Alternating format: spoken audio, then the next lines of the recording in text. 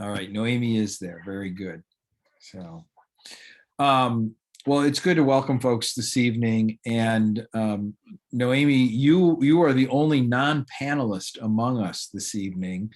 All of these other folks who are here are folks who are scheduled to share a little bit. And what I think I'd like to do is I'll say just a little bit about what the district was trying to do or is trying to do now and into the future. And then I think it'll be nice, since the four of you have never talked or really know what the coaching has been doing. I'd be glad to have some of the same kind of questions asked and let you get a little bit more sense of what's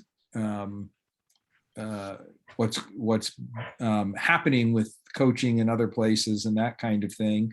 And then we may take some questions, but we may then move into just some conversation about, which I think we will in general of how it's been going.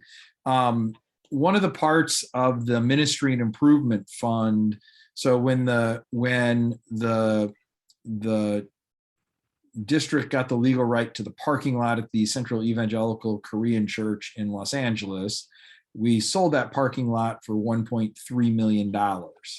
And we hadn't spent that much on legal fees, although we'd spent a bundle of money over the years on legal fees.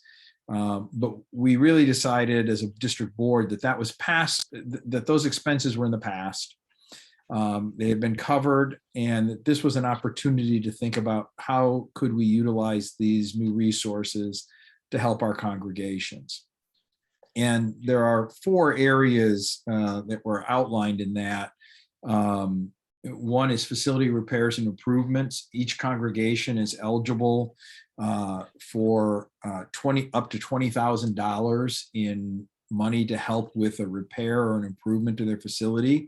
There's no matching requirement on that. So Live Oak, I think, has used their $20,000 now because last summer they had 2 air conditioning units go out, and that took the money like that. But it was great that it was there and they were able to do that. So these funds are available for 21, 2, 3, 4. In 25, we'll be kind of taking a look to see what funds are left and how, do we need to make adjustments or do we have money to continue? But the money is there.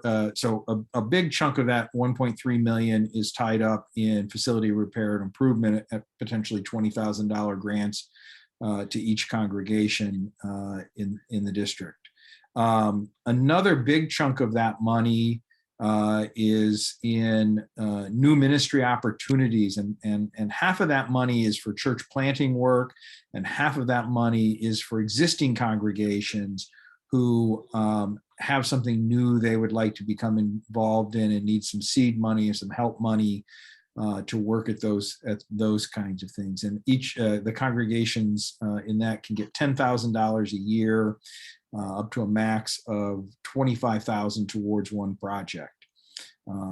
So that's one of the pieces that's there. There's also a fund for youth, and that youth fund can be used to either revitalize or start a youth program in a congregation. It also can be used to help get youth to brethren-related events. And so for National Youth Conference this next year, those funds are available to help folks send their young people to National Youth Conference.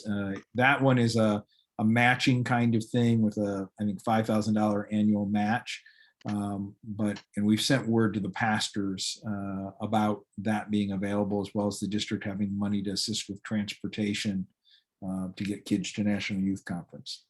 The last area in the Ministry and Improvement Fund money is the area that we're here to talk about tonight, and that's in leadership development and support. And there's a couple of different programs in there. One is to provide individual support for individual coaching for pastors. Each pastor can apply for $300 a year to put towards having a personal coach that's going to work with them on their work in ministry. The church can pay the other part of it. The pastor might be paying the other part of it. It could be a partnership of all, but they can get a $300 grant from the district towards coaching each year for the next several years. There's also some money there to encourage getting new people and getting people to go to annual conference, particularly focused on new people who've not been before, and trying to give them that opportunity to engage with the church at a broader level. There's a small amount of money there, and hopefully someday we'll have annual conference in person again, and we can send people to it. Like district conference, we can have in person again, we hope someday. So, but the biggest part of the funds in there is in this area of leadership development. And our thought being is what the district is looking to do is to find areas of common need or interest amongst congregations that they could use some support in. It could be in children's ministry. It could be in working at some kind of an evangelism kind of work. It could be really the possibilities are endless. And in this particular year, the opportunity came along with the Future Church Summit, which was being done by Fresh Expressions. And so we reached out to those folks and invited all of our churches to consider sending a team of people to the Future Church Summit, which was a virtual event. And then we contracted with them to provide coaching for the congregations. Sometimes we may use an existing event like that to do something like that. We also might create an event of our own that we would invite teams from the district to. But one of the things we're hoping to do with these funds is, rather than just train one person in a church or just the pastor in a church, what we'd really like to do is to broaden our reach into a congregation and provide a broader sense of people who are engaging and taking on responsibilities. And that way, if the pastor leaves, there's still a team of people there in the congregation who have been involved and invested and know what's going on. Not that I want any of our pastors to leave, but they tell me it happens from time to time. So, so that's a piece of what we're working with as we try to do that. So this year we've promoted we worked with the Future Church Summit and enough other things going on. I am hopeful that next year we will have 2 or 3 possibilities, and including one that would be targeted at our Spanish language congregations for them to engage and be a part of, and doing those kinds of things. But I think my sense in conversation, one of the intriguing things we were trying is this notion of having a coach.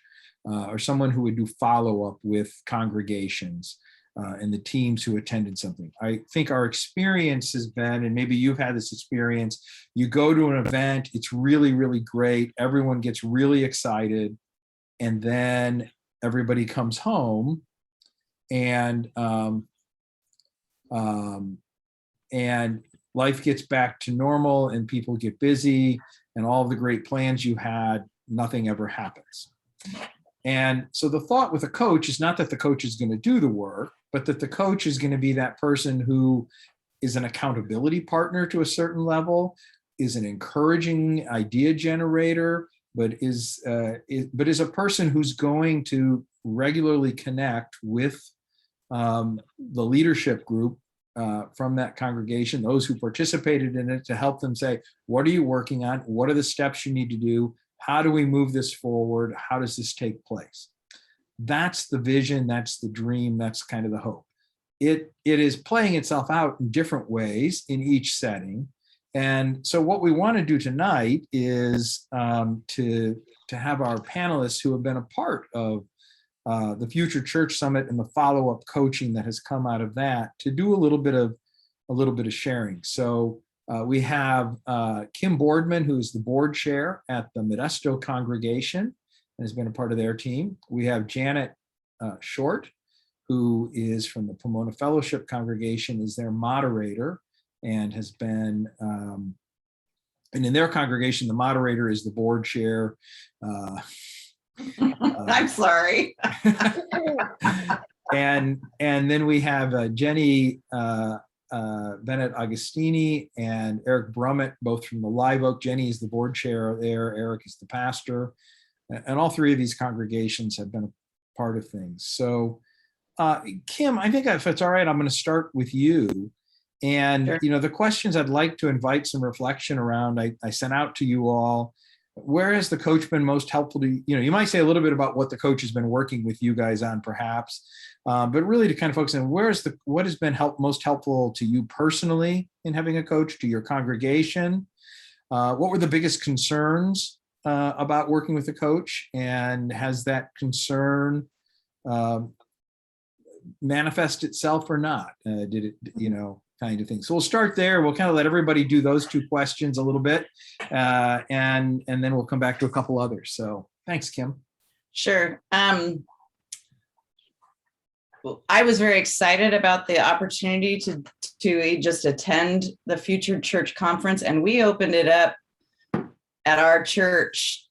I invited our entire board, and we actually invited a couple of additional people. We wanted everybody to take advantage of this possibility that could or wanted to. And so I think we had a team of 13. And so then that became a little part of an issue, because it's kind of like, even just to get something done, it's like turning the Titanic. It just becomes this slow, long process. But I was glad that we had, and a few people dropped out here and there, which was fine.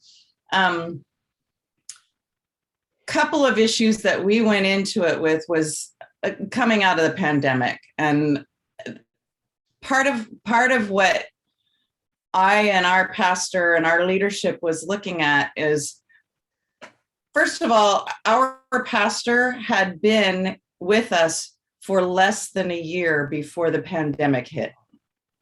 He came the previous July, and we shut down in March of 2020. So he hadn't even gone through a full year with us, had not even done a Lent season with us, and we're trying to scramble to do online worship, and it was just chaos. So we had this new pastor that we still didn't know well. We had this online virtual worship thing we were trying to figure out. And then just some general dreaming of, okay, the world is a different place. And when we come out of the pandemic, it's never going to be the same. And our church is never going to be the same as it was before we went into this pandemic.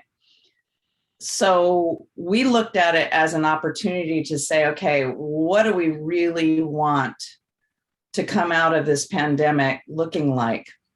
And that was kind of what we went to our coach with. We said, this is what we're looking at. Help us to get our vision for what that looks like. And so a lot of what our coach, did we all have the same coach? You all had Jim, yeah. You Jim all had Pace. Jim Pace. Okay. So what Jim kind of helped us do was have those conversations of, what does the Modesto Church want to look like in the future, and how do we get there? And ultimately, again, turning the Titanic, it took a lot of conversation and moving slowly, but we really had a lot of conversation. I thought our conversation was going to be, what does hybrid worship look like? And we didn't have much of that conversation at all with Jim. We kind of said, okay, we're figuring that out, and Jim's not part of that. What our conversation with Jim became was, you know what? We have been in this community where our church building is for years. We have said always, we want to be part of the community. We want to know the community. We want the community to know us. And yet we haven't done much to change what that looks like. Do our neighbors really know us? And do we really know our neighbors? And so that became the focus of our conversation, and it became the focus of where we moved forward. I don't know how much else you want me to say right now. I'll let somebody else speak. All right. Well, let's turn Janet, if you want to share a little bit about working with the coach. All right. So we were in a really different spot. We are still in a really different spot. I don't know how much you guys know of our story right now, but Pomona Fellowship we're a little bit nomadic. We have sold our building in Pomona, and we were in the midst of that. Kind of what Lauren and I agreed, Pastor Lauren and I agreed early in the pandemic, is that we were in the middle of doing the hardest thing we had ever done. And then we had to, on top of that, do the next hardest thing we have ever done, which was try to figure out how to be in the pandemic as well. When the pandemic hit, we had already agreed to sell our building. I think we were already in process with our buyers, but that took 2 years of process for that to happen. And so we went to that Future Church Summit in a really different place probably than we would have if we were not in the middle of that. We were in the middle of a huge discernment process already. We had a mission team who had been looking at, we don't want to decide where we're going to go next until we know what we want to do next. And so we had this big mission plan and proposal ready. And Jim was really good at helping us figure out what really hard questions and hard things we needed to deal with to move that forward. Things like, you know what, you need to go to those 5 people who really aren't on board and ask them what's going on. You really need to go talk to them personally. We all went, we do? Are you sure? We don't really want to do that, Jim. But he really helped us push some of those really difficult things. Also in the midst of all of this, our pastor has been on maternity leave for 3 months, and she has just come back. So it's just been crazy. But I don't think I had any big concerns going into it. I guess the only big concern I had was if the coach would have a preconceived notion of what should be happening, and if we wouldn't fit in whatever was supposed to happen. And it wasn't that way at all. He was an amazing listener, and he really paid attention to where we were and what we needed. And I'm sure the coaching advice that we got was different than what all of you got, because we were in such a weird place. I would be really excited to continue to work with someone. I'd be really excited if we could continue to work with Jim now that Pastor Lauren is back and we need to get back on track. We kind of decided to take a pause when she went on maternity leave. We had worked so hard to move out of our building, to sell the building, to try to make the best use we could of the things that were in the building, all those kinds of things, so they didn't all just end up in a pile of rubble. So that's where we are now, and I would love to think about working with a coach again. But yeah, Jim was really good at kind of holding us accountable for that tough stuff that nobody likes to do. Yeah, before I have the folks from Live Oak do a little bit of sharing, and 2 things that I would say is, yeah, we had 6 congregations participate. 1 didn't do the coaching at all, but the 5 of you who had coaching, all incredibly different. And that I had said to my contact that I set this up with, not Jim, but the person who got us Jim. I said, I just knowing who I've got, you've got 6 very different conversations you're going to be having. And I'm fine with 1 coach if you think that coach can be in 5 different conversations. And one of the early things we were going to do was individual coaching, but twice during the time, get all of the teams from all of the places together for some group sharing. And Jim came back to me about 2 months into it and said, I don't think that's a good use of our time. I don't know that that there's common themes even that I can pull out to necessarily be overly helpful with, kind of a thing. So We were never told that. that you were going to have that kind of pull together thing. No, we were never told that it wasn't going to happen. Okay. We kept waiting. Okay, whatever.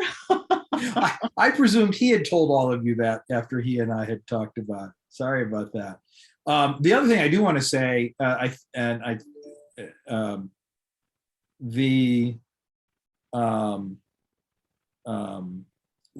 district has extended money and have extended the contract with Jim for an additional 6 months for all of you. So he is available. He should be reaching out to your contact people to continue. I think he's going to do some shifting a little bit with some stuff, but we have, based on conversations I was having with individuals, the district executive board decided to say, yes, let's do another 6 months to keep the progress moving, kind of thing. Jenny and Eric, you want to tell us a little bit about, I don't know which one of you wants to go first and share a little bit about Live Oak and coaching? Let Eric start. Oh, okay.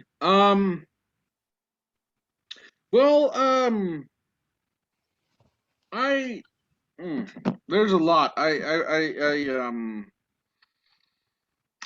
had worked with a leadership coach before, named Will Salyards, who Russ had suggested with me.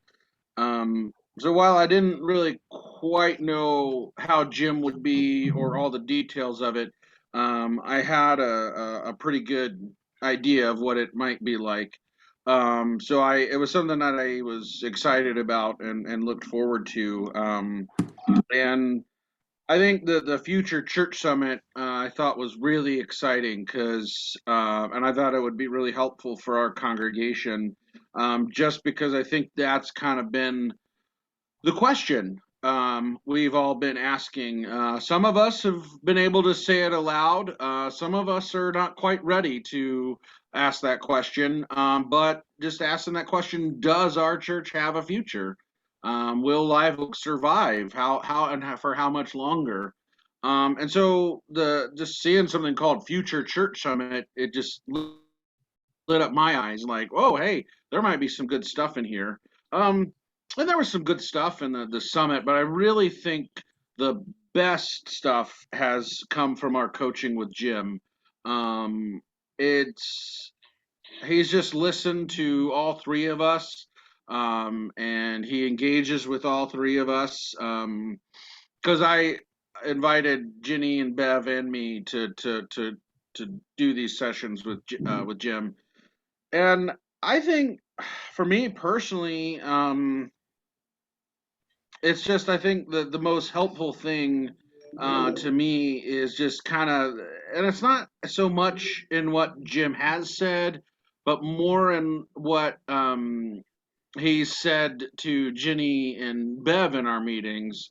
And that's just reminding me that no matter how much I feel alone in this work as pastor, no matter how much I feel like everything falls on my shoulders, that I'm not alone, that I have a really strong support system in both Ginny and Bev, and I have people I can rely on and go to. So that has been probably what's been most helpful for me. And I think Jenny and I talk almost weekly about all sorts of stuff, and Bev and I too. And for the congregation, I think it's something we're still working on. But working with Jim, I think that he's helped us churn up some ideas, some new things that we're trying. One thing was we're wanting to have some more, but we started having these round table discussions. No meetings, no agendas, no goals, just a chance to really ask some hard hitting questions, and talk about them. And those have been, I think, the most helpful for our congregation. I think they've helped us see what each of us values the most, and in some ways to kind of see what, to start discerning where it is we're going and who's going to go with us. Thanks, Eric. Jenny, what would you want to share on that? Well, when we first started, we went through the classes and that was fine. And, but once we started the actual process with Jim, it was kind of shaky. We were hesitant. Well, I was kind of hesitant saying, will this help us or won't this help us? And the more we engaged with the three of us and then with Jim, it just kept blossoming, and my enthusiasm for the whole process grew. And we started conversations with people in the congregation and even outside of the congregation, people that we hadn't seen in a while, the people who had supported the congregation at different times was one of the things I would do. And I would ask them the same questions that we had like in our roundtables. You know, who do you want to see? Why do you come here? Why don't you come here? Because we were really concerned that we're a dying church, and I don't accept that. I mean, I'm just one of those people, and it's not that I'm a Pollyanna. It's just that this is such a special congregation, and the people who are here and the history here has been so helpful and so encouraging to me and my family that I'm not willing to give it up. That's how I feel.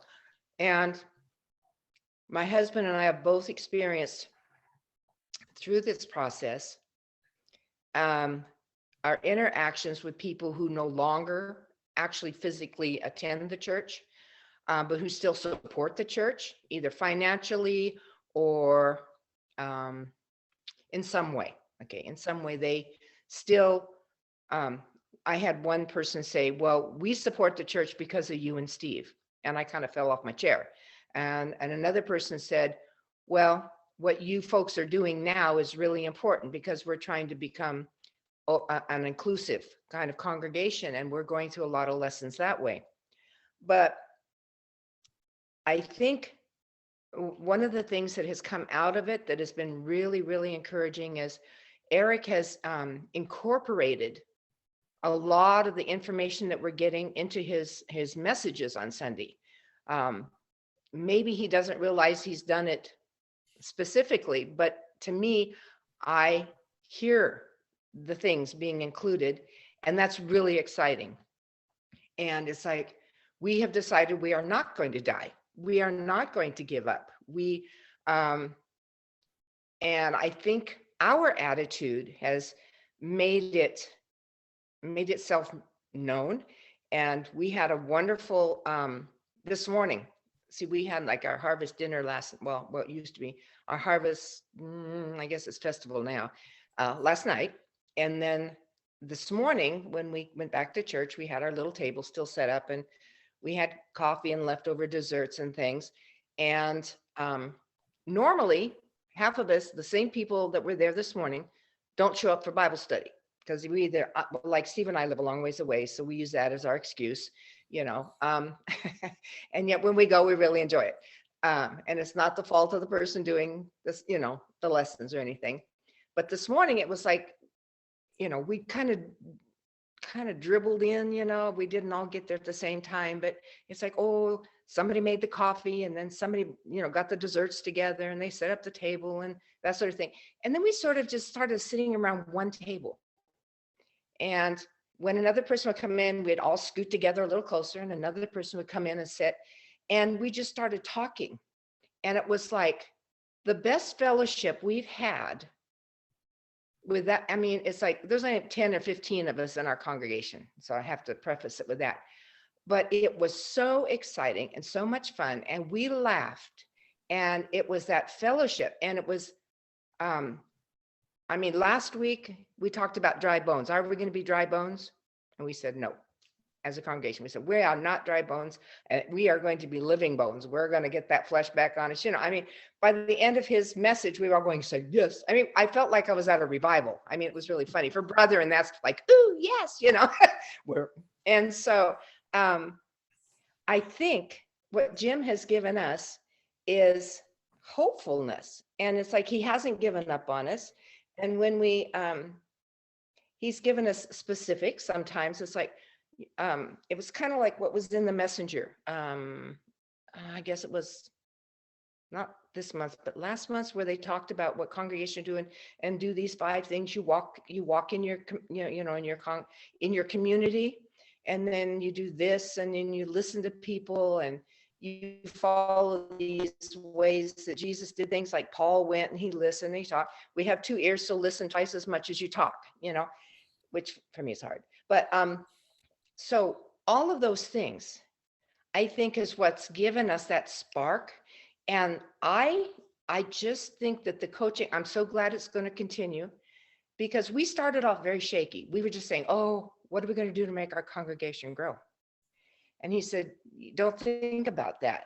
He says, what you are doing and building each other up, and the things that we do, and like becoming enthusiastic ourselves, and having that, showing our love, or whatever that is, the Holy Spirit, I guess, using that. And I think it's working, because it's like, I'm not so much afraid anymore just to say something to somebody. And it's like, I've always been one that talked to people in the stores. I just have that face. Everybody wants me to help them in the store. I don't know why, but so I've never been afraid of really talking about stuff, but to kind of evangelize and say, come on down and you'll really like being in our congregation. I've asked people, but nobody's ever come. And so I was very discouraged that way. And he says, don't be discouraged. Just don't be discouraged.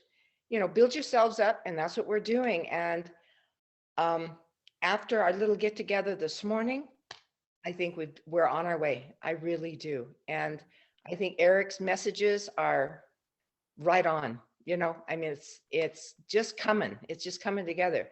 And I think, Russ, when Steve and I were at your house the other day picking up the wood, it was that same camaraderie. I don't know how to explain it other than we are family. Aaron and I talked, and you and Steve talked, and then, the thing with the wood, just one thing tumbled into another. And now we've got another person that's going to kind of be involved, and they're going to kind of know what we're doing. And it's an area where we've never ventured. And yet this particular man has touched my life before. So now, just through this pile of wood in the back of our truck, this has happened. And I think that's the Holy Spirit. That's just me. So anyway, I think the whole thing is really cool. And I'm glad we're going to get another 6 months or 6 lessons or whatever it's going to be. I'm really looking forward to it. And I kind of hope that's what you were looking to hear. I've enjoyed hearing from all 4 of you. I hope you, and as I watch, I feel like I've seen you all enjoying kind of getting, maybe we should have gone ahead and had you connect at some point in there, and maybe we'll do that here in the future again. So, well, I'm gonna, I don't want to put Noemi on the spot, Yes, but Noemi, if there's a question out of anything you're hearing that you'd kind of like to ask about, from any of these folks, be glad to have that. So I want to give you the chance to be in the conversation, but also for the 4 of you who have been sharing, if there's something you would want to ask your fellow panelists, be glad for that as well. So Noemi, if you want to jump in, feel free, but I see Kim leaning in like she's ready with a question. So No, I don't have a question, but I don't want to, I will wait for Noemi if she has anything. I'm actually curious of what all of the 4 of you have to ask each other first, and then I'll see what else to add. Thank you. I was just gonna say that one of the things that Jim had us talking about in almost every session, and it still hasn't actually happened the way he talked about it, was just walk your neighborhood. Just walk your neighborhood. And there were all sorts of reasons that didn't happen, wouldn't happen, can't happen, didn't want to happen, whatever. However, while I was on vacation this past summer, my pastor sent me an email, knowing I do read my email on my phone. And he goes, "You don't have to read this now, but I had this brainstorm and I just wanted to get it out there." And I was like, don't open it, don't open it, don't open it. But I did. And he had this brainstorm about doing a service Sunday where, I mean, our church for years and years and years, as a Church of the Brethren, as many of them are, has called themselves a service-oriented church. And, you know, we've done all sorts of things and helped all these people in a variety of ways, and just all sorts of ways. And then the pandemic hit, and, you know, can't do anything for anybody hardly, except send money. And he started kind of brainstorming this idea of Service Sunday. And he was like, okay, every third Sunday, our members go into the community and do something for the community. And so we've had a whole committee working on that concept and stirring it around and making it happen. And we're still dealing with pandemic situations. I mean, we can't, there are certain things we cannot do because of the pandemic. We're in Stanislaus County. Our numbers are still really high. It's, you know, it's a mess. But we had our first service Sunday and we kept it very simple. We met at 9 a.m. and basically we were going to stop at 10:30, and everybody could come in, wash their hands, and then go into worship. And we had two options. One was writing letters, letter writing things. So anybody of any physical ability could come in and write letters to members or whomever. And then the other one was park cleanup, where we went out and literally picked up trash in a park that's in the church's neighborhood. Good job. And we visited with the neighbors, and we had a group of about 22 people in the park, ranging in age from 2 years old to 81 years old. Oh. And all sorts of people in the park saying, "Who are you people? Who are you people?" And we're from the park, from the church, just, down the street, around the corner. "Oh, yeah, I know where that is." And and now that was our first Sunday. We're getting ready to do our second one. And we now have shirts made that say Service Sunday. And so we're all gonna wear our shirts when we go out to whatever. And so this committee is starting to develop other possibilities of what other projects can happen and get us into the community, meeting our neighbors. Cool. And then the other thing that happened just last Sunday was we hosted a trunk or treat event on our campus and blasted it out by social media. We had a big banner up for a couple of weeks, and we estimate we probably had about 300 people come through. We had about 18 cars with trunks. The youth group did a haunted tunnel that anybody could go through. We had a pit for barbecuing marshmallows and making s'mores, and we had other snacks, and it was all outside, and probably about 300 people came through, and it was beautiful. And I'm not sure it would have happened if it hadn't been for our coaching. So is the coaching setting kind of just an environment to be more creative, to explore? Is that giving you freedom to try? Yes, and to just have the right conversations. And Jim will say, "Really? Say more." Or, he just kind of pushes those buttons, and we kind of go, "Well," and then it just pushes things forward. And it's been a while since we've seen Jim, and we've run in this other direction. I don't even know if he knows about the Service Sunday thing, But it came out of that. It came out of getting into the community a little more. Anyway. One of the really neat things that our pastor had done actually before we started coaching, that getting us ready to figure out what we were going to do as we moved, that might be something cool for you guys, was have a bunch of different organizations within the community who are already working come in and share with us on a Sunday morning. We had 8 different organizations in our community come in and talk about what they were doing. And with that, we've formed some potential partnerships. We haven't done a lot with it yet. The process of moving out is really quite a process. And so getting back to the work it hasn't happened yet. We took our pastor's maternity leave to recover. So now we're thinking about that again. And it's interesting to me that how close what we came up with without really looking at the compelling vision from the Brotherhood is the compelling vision. Like, what's already happening in our neighborhood and how can we hop on board? What's God already doing here? And little opportunities and big opportunities have come out of having those partners come and share, whether it was a few of the things in our church building that we were trying to find a home for, we were able to give to one of the community organizations that we've been working with that needed that.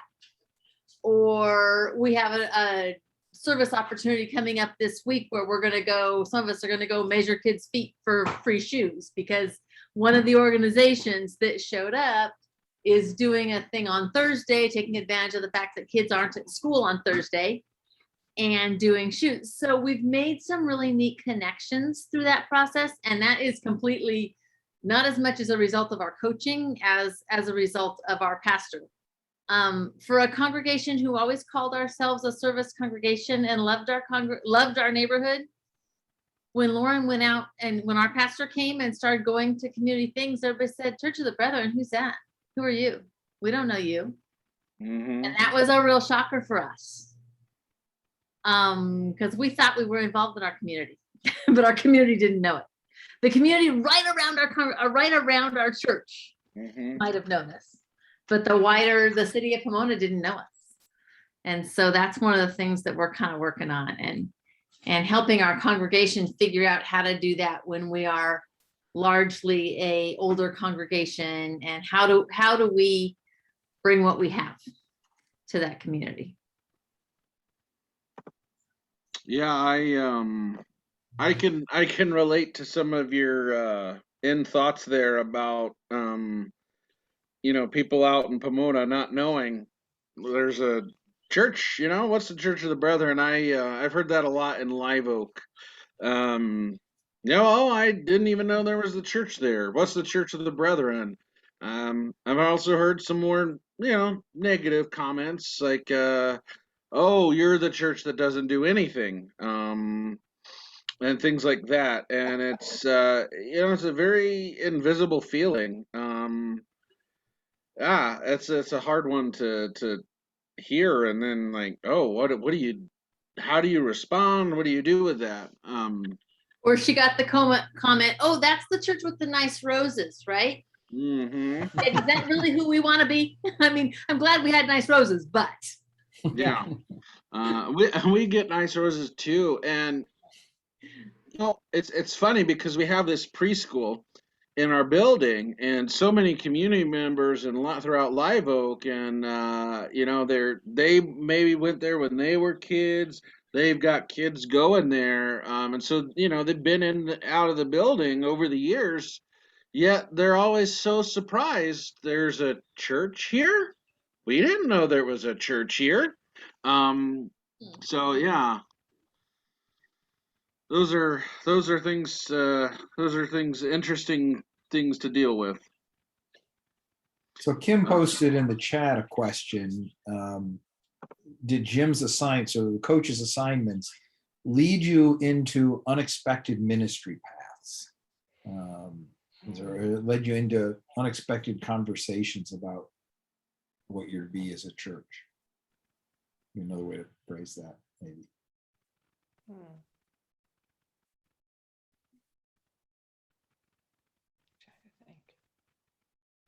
Well, I think it's given me the courage to actually just talk to people about church, because I was one of those people that didn't know that our church was a church.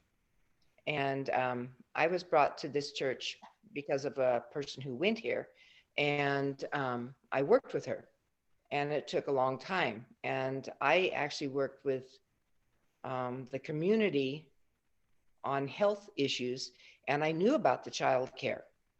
And that's all I associated with the building was the child care. And yet the child care has never, as far as I know, I don't think anybody has ever come from the child care center to the church. But since we've started all of this talking, I've made a point of talking to the people, because I'm the rose garden person. I come in my work clothes, and talk to the ladies that work here, work at the church, and work at the child care, and the director. And I believe I've made friends with the director, special friend. And I think that's going to move us a little closer. And we have some new teachers, and I think we're going to we have invited them to come help us put up our Christmas decorations. And we'll see how that goes. But I think the classes have given me courage to just be happy when I'm out there, be happy to talk to people about what we're trying to do. And when people say, oh, I don't want to come back, I don't want to do this, I don't want to do that, I said, oh, that's okay. I says, you just don't know what you're missing. And I said, we are just so excited about all the stuff that we're going to be doing. And I just poured on. And I just think I can't help but feel that it's going to get better and better and better. Or it's just going to strengthen the ones who are here, and we're going to love it to the end. That's just the way we feel. So I don't know, but it has given me courage. It's given me a lot of courage to talk in a way that I wouldn't have talked before. And I think we've been pushed to have conversations within our congregation that we would not have had if we hadn't had a coach. I'm 54 and I still feel like the little kid in my congregation a lot. I grew up there. These people are my other moms and dads and aunts and uncles, mostly, that are in our congregation. These are the people who taught me to swim and taught me to water ski.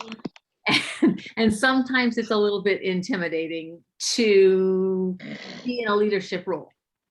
And it's not their fault. They've always been very complimentary of me in leadership and all those kinds of things, but it's just that.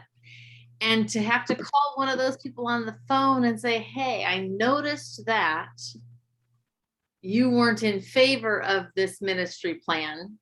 Can you help me understand what's going on? That was a hard conversation. And I called one of the hard people to talk to. We've all got those.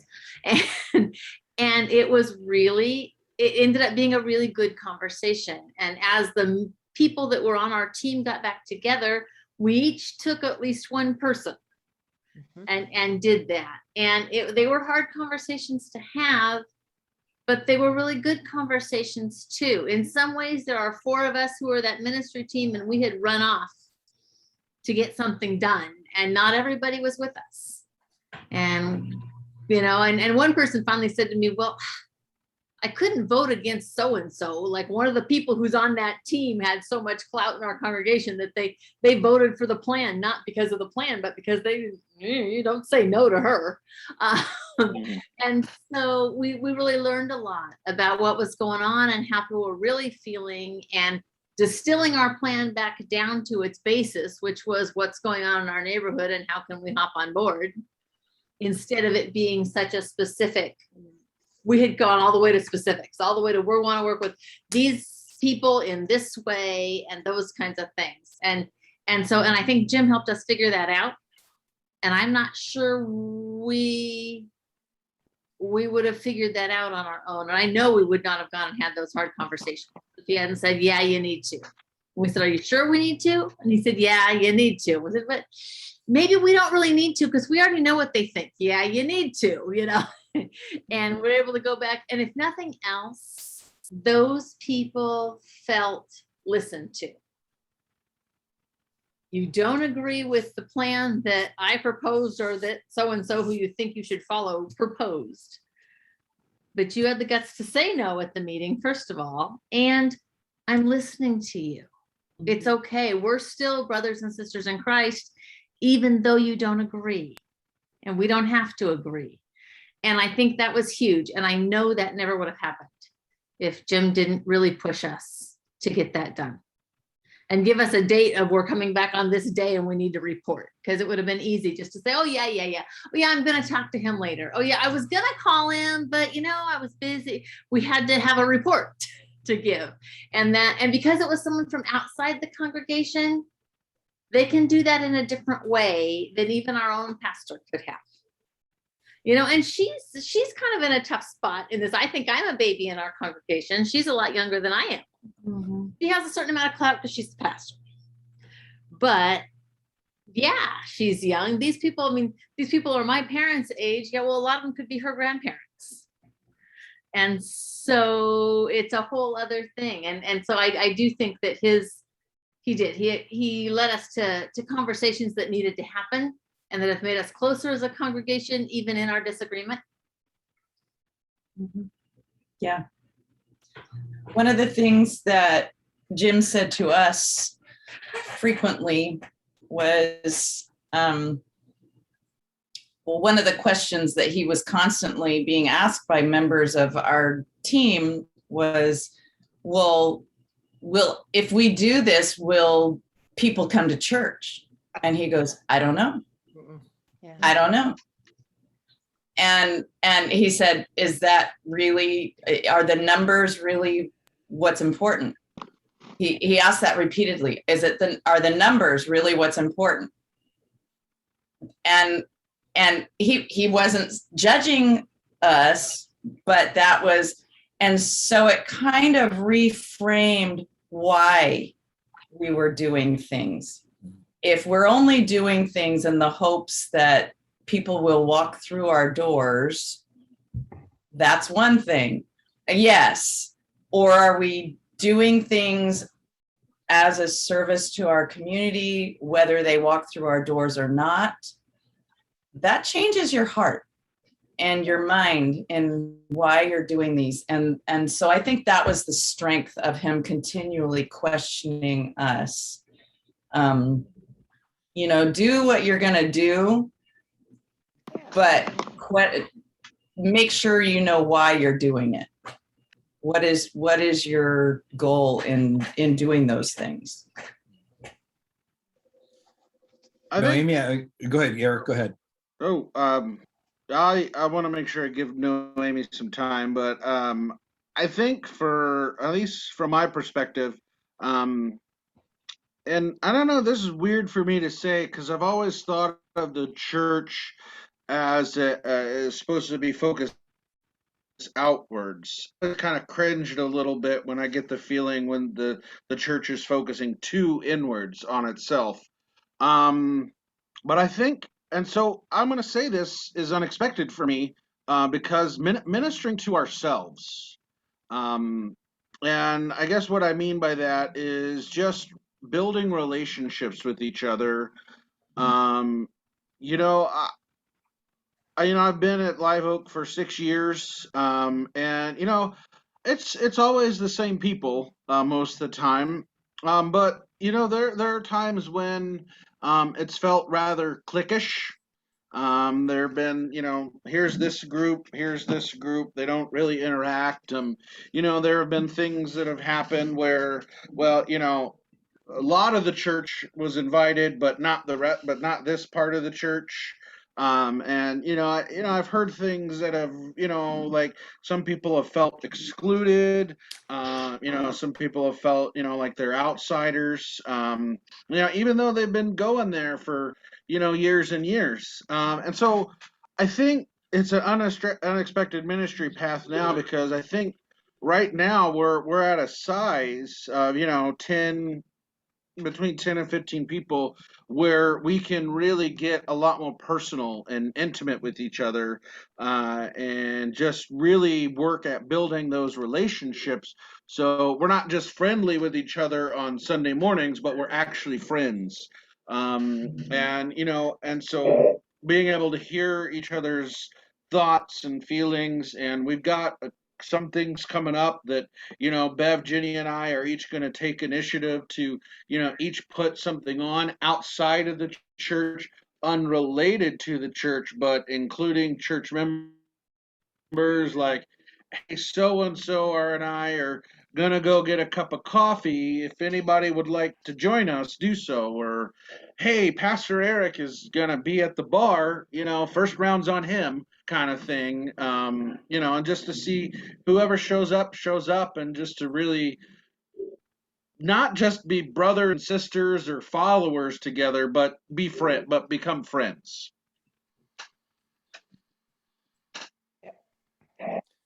So Noemi, I want to give you a chance. If there is something out of anything you've heard that you'd like to ask, feel free to jump in now. We're getting towards the end of our time together. Sure. Thank you, Russ. Thank you, everybody. It was really how do you say, very insightful, like how the session should be. And so I'm grateful for what all of you are doing in your church. It was great to hear and understand what's everybody going through, right? Because as a church, we're built differently, and we go through so many phases, like through the years. So what Jenna was sharing, right? We can relate to that too, because we were also part of the building, and so we had to also find our new, foothold or step. What's the next step? And so thankfully, we're on our way, and so having it hearing it, like having a congregational coach, it sounds like it helps you have the conversations that everybody tries to avoid, or go around, and instead of avoiding them. This congregational coach makes you confront them, and makes you move on. It seems like he's giving you the fertilizer and the water, and maybe the sun too, I don't know. And so I'm looking at it as a good possibility. And maybe one day, I don't know, I would love to hear maybe what the next 6 months are for all of you gonna be look like. And so I'll be open to any input in the future, anytime soon.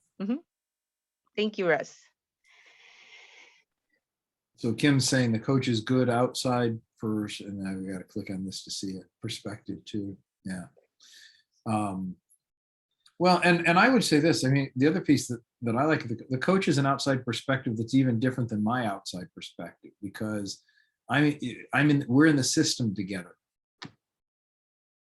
Jim's, the coach is not in the system. So the coach can the attack. I mean, there's a degree of separation that the coach can speak from, and can ask questions that may push us at places where we don't want to be pushed, because, well, this is just who we are as brethren, or whatever, that we all know the internal code of. The coach doesn't, and so may help push us into some things that aren't necessarily the most comfortable spaces. I would also say about Jim, at least from my perspective, was that he also shared with us from his own experiences. And he would say, from my experience, this was a train wreck for me, or this was hard, but this is where we really got a lot of bang for our buck, kind of thing, so to speak. And so he was willing to share from his own experience too. And also, he never makes you feel, I don't want to say less than. He didn't say anything like, well, this worked for us and we're a big, he didn't get that attitude kind of thing like some people do. well, we're so much better because we did this, he didn't do any of that.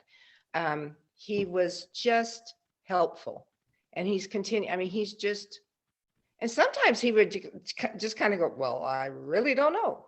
I mean, he would kind of sit back and kind of go, yeah. And I thought that, I mean, that made me feel comfortable. So, because sometimes you get in, I mean, as teachers, we've all been in situations where we've been told you have to do it this way, or we tell people you have to do it this way to be successful. And that is not the way this has come down. It's like he's making us use our minds and our creativity, or whatever it is that we're going to have to draw upon, and not draw upon and don't do it because say, I can do it, or we're going to do this. But it's like, where's the Holy Spirit leading you? Where do you, what do you feel in your heart? I mean, that kind of stuff.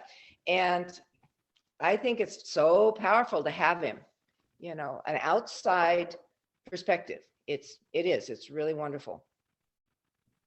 Eric just commented in the chat thread about Jim pushing their group to explore what are the values are, how they're living them out, looking to the past to help us discover, reclaim, lead us into the future, not living in the past, but allowing them to inform the future.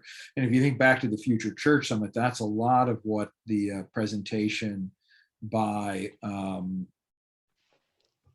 blanking on his name now, the guy who's at Fuller as a leadership guy, who also did a session at annual conference this summer around things. But he talked about that, knowing your values, and then how do those values carry themselves forward in the future.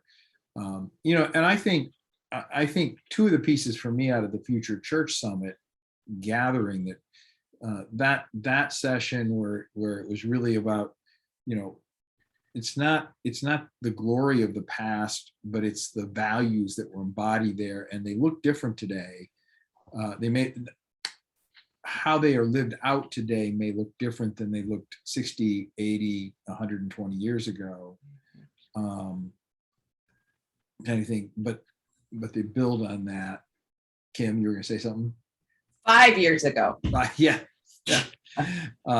And the other piece, and I think this ties in with it, the other piece from Future Church that's just had me scratching my head and thinking about a lot was the session with Leonard Sweet. And when Sweet talked about we aren't going to be post-pandemic, which is really depressing to think about. But really what he was saying is things have shifted in a way that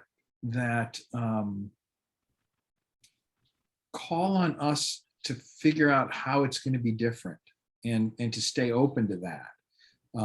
And so I don't think there's any easy answers to it. And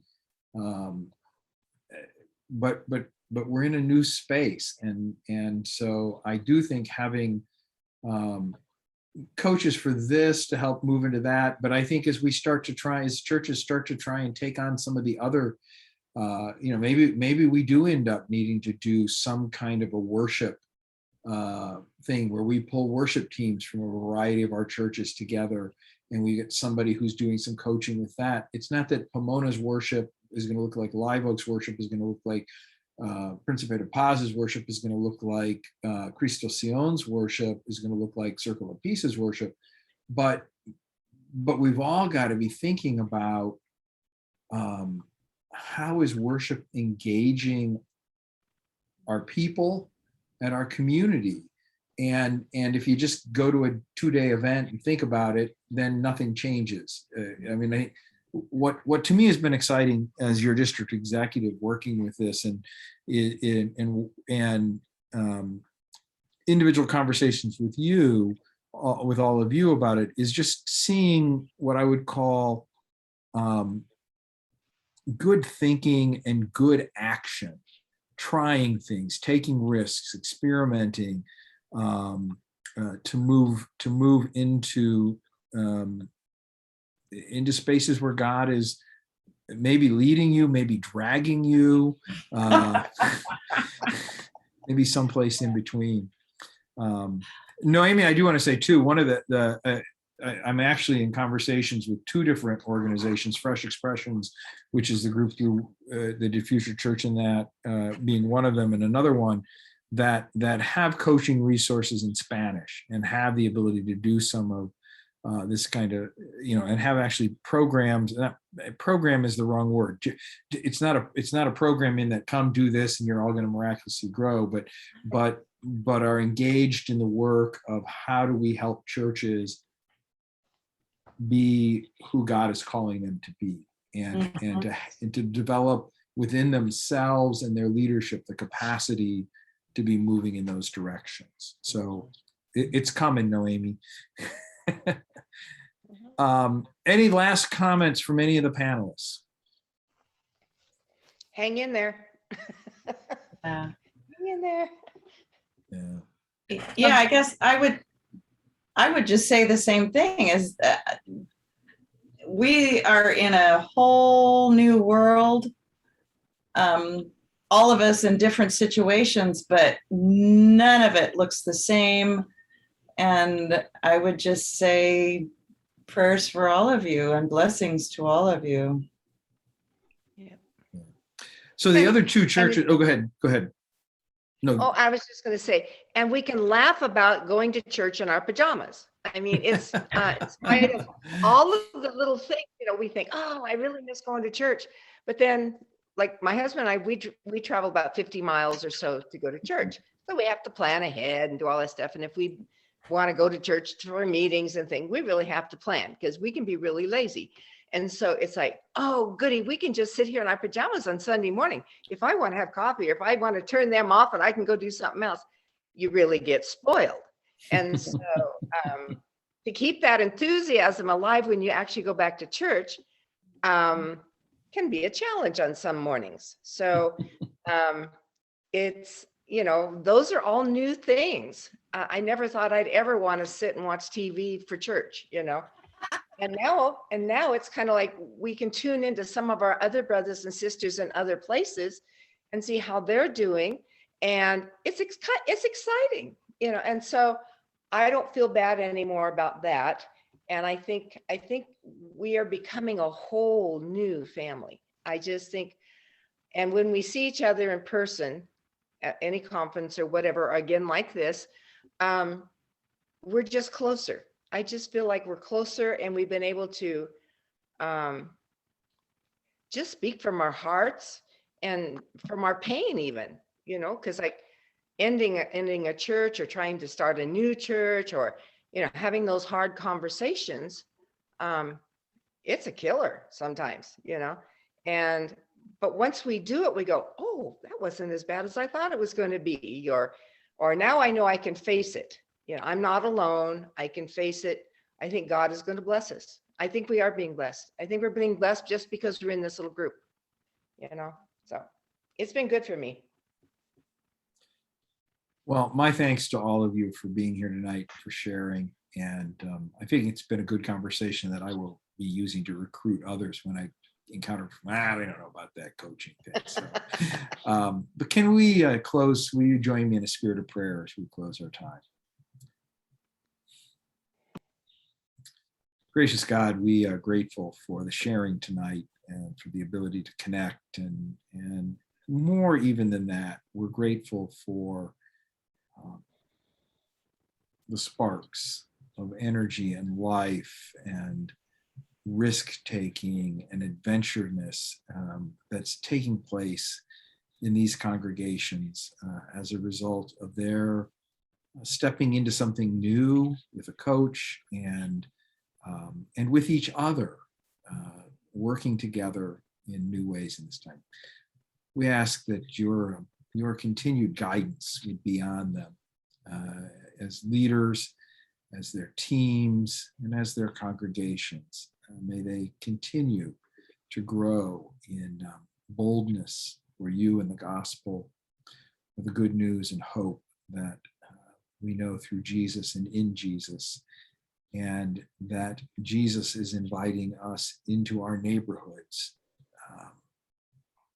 to share in and to partner with him in bringing bringing peace and wholeness and shalom to our world. For the days ahead, bless us and give us a good night's rest, oh God. Amen and amen. Yeah. Hey, thank you all very much. Bless you. Really, You are welcome. really